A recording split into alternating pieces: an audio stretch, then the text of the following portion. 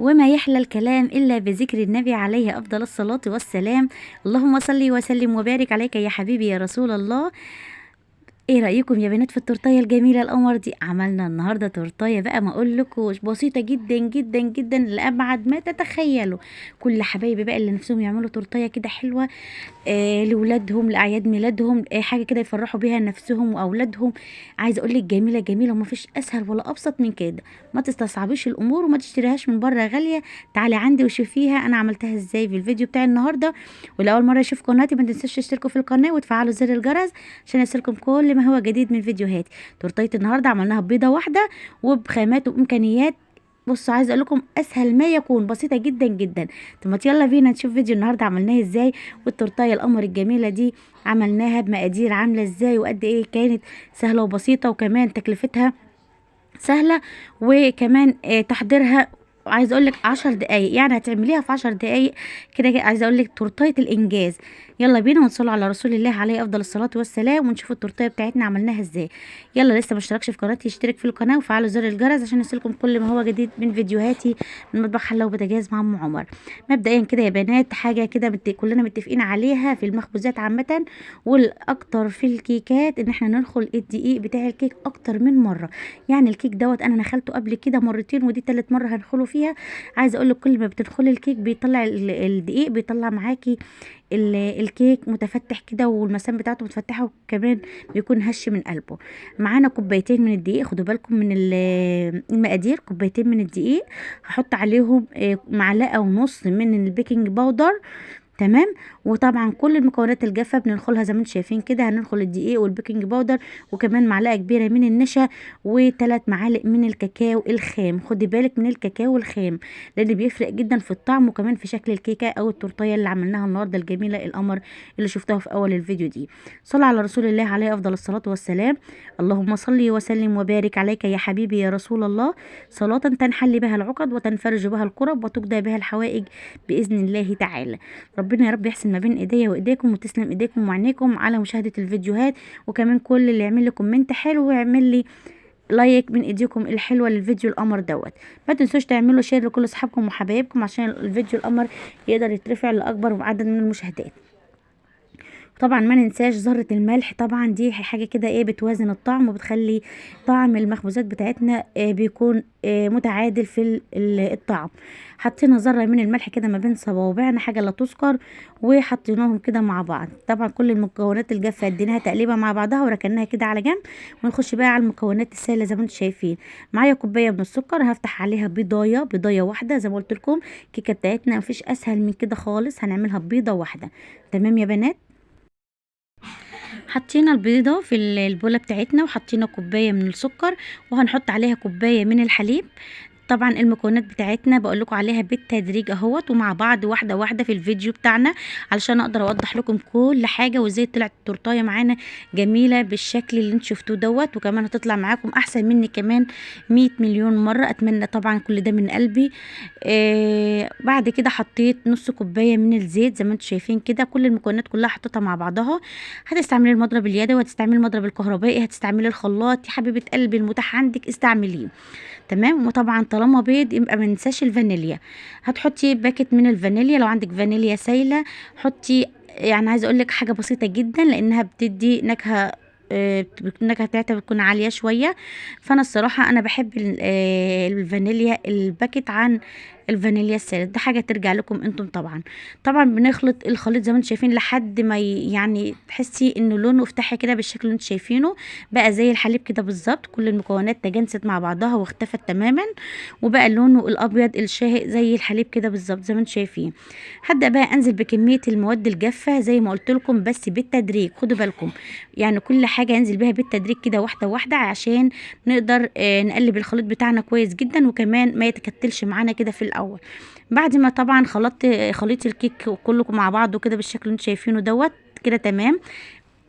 خليط الكيك بتاعنا يا بنات ما بيكونش متماسك قوي زي الكيك العادي اللي بنعمله. بيكون فيه سنة ان هو يكون يعني خفيف شوية.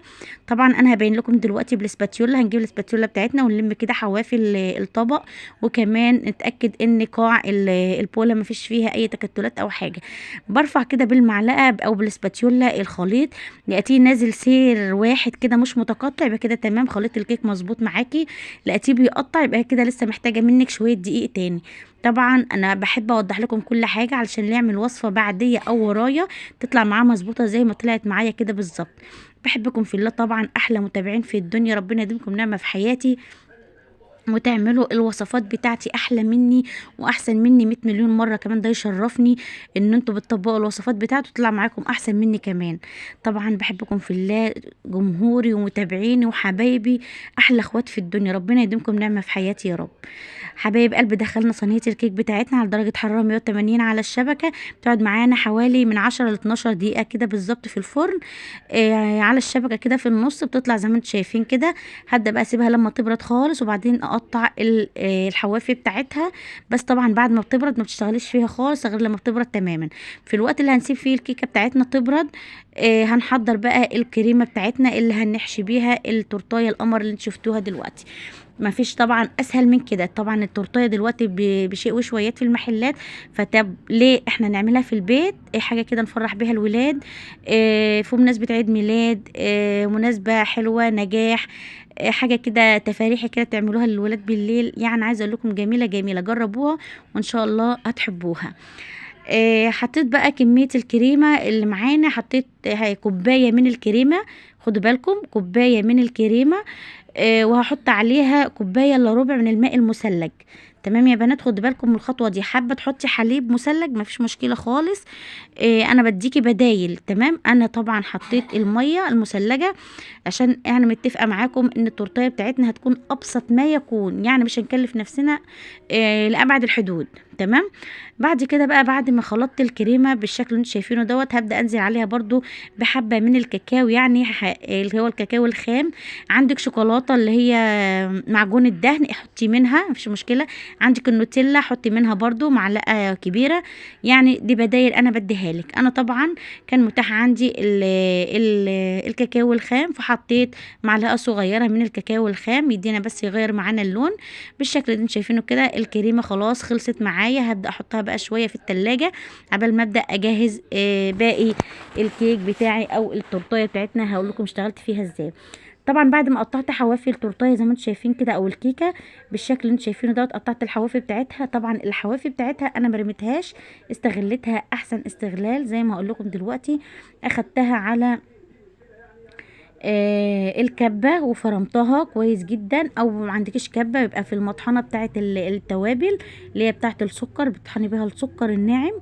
بطحن فيها حوافي الكيكة، بتطلع معايا ناعمة جدا جدا. وهقول لكم دلوقتي هنستعملها في ايه، في تزيين الكيكة طبعا او التورتايه بتاعتنا. كده خلاص انا حطيت التورتايه بتاعتي اهو. طبعا السيرب اللي هسقهولها هيكون عباره عن، لو انت عندك شربات متوفر او سيرب متوفر من بواقي حلويات بتعمليها، اسقي بيه التورتايه.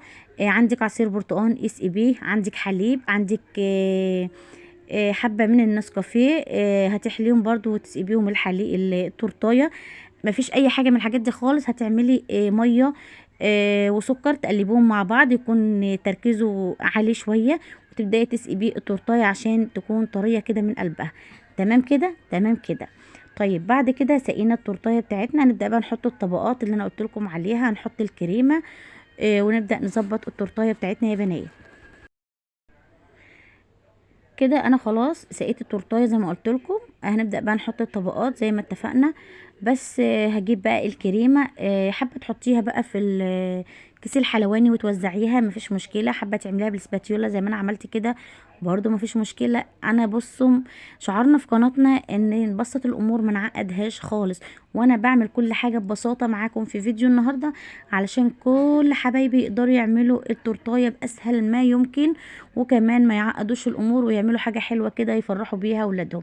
ربنا يا رب يفرح قلوبكم ويجعل دايما السعد والخير مالي بيوتكم، ويجعل قلوبكم دايما عمرانه بالخير. احلى متابعين في الدنيا. قولوا امين يا بنات. ربنا يا رب يجعل ايامكم كلها خير وسعاده وبركه، ويطرح المحبه في قلوبكم، ويبارك لكم في اولادكم وحبايبكم. اللهم امين يا رب العالمين. ادعوا لوالدي بالرحمه، الله ربنا يرحمه ويجعل مثواه الجنه. اللهم امين يا رب العالمين. وادعوا لوالدتي بالشفاء، ربنا يديها الصحه والعافيه ويبارك لي في عمرها. اللهم امين يا رب العالمين. بصوا يا بنات، بعد ما حطيت الطبقة، حطيت الكريمة وحطيت عليها الطبقة التانية من الكيك بالشكل دوت، هبدأ برضو اسقيها بالمية بسكر اللي انا عملتها. طبعا كده عايزة يعني زي ما قلت لكم اسهل ما يكون، تورتايه باسهل ما يكون، وطعمها جميل جدا جدا جدا. حط تحت جدا دي مليون شرطة. ان شاء الله هتعملوها وهتجربوها على طريقتي وهتعجبكم. وعايزة طبعا اسمع رأيكم في الكومنتات. التورتايه عامله ازاي؟ عجبتكم ولا لا؟ فيديو النهارده عجبكم ولا لا؟ ايه رايكم في المحتوى بتاع القناه بتاعتي؟ يعني بحاول على قدر الامكان ان انا اكون معاكم على طول الخط، اكون معاكم في كل حاجه انتوا بتحاولوا تنفذوها. اللي حابب وصفه معينه وحاببنا حابب ان انا اعملها له، برضو يكتب لي في الكومنتات. احنا اخوات.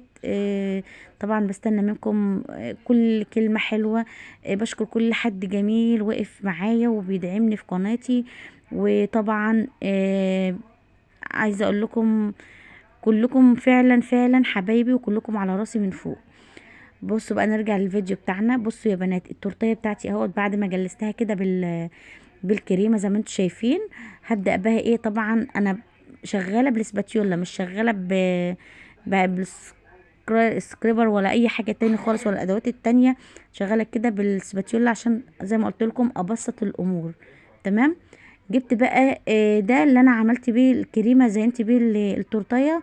ده فتافيت الكيك او حواف الكيك اللي انا قلت لكم عليها هنحتاجها بعد ما ضربتها في الكبه ونعمتها بالشكل اللي انتم شايفينه دوت. عايزه اقول لكم بقيت اخطفها من ايد العيال بقوا ياكلوها، جميله فعلا فعلا جميله.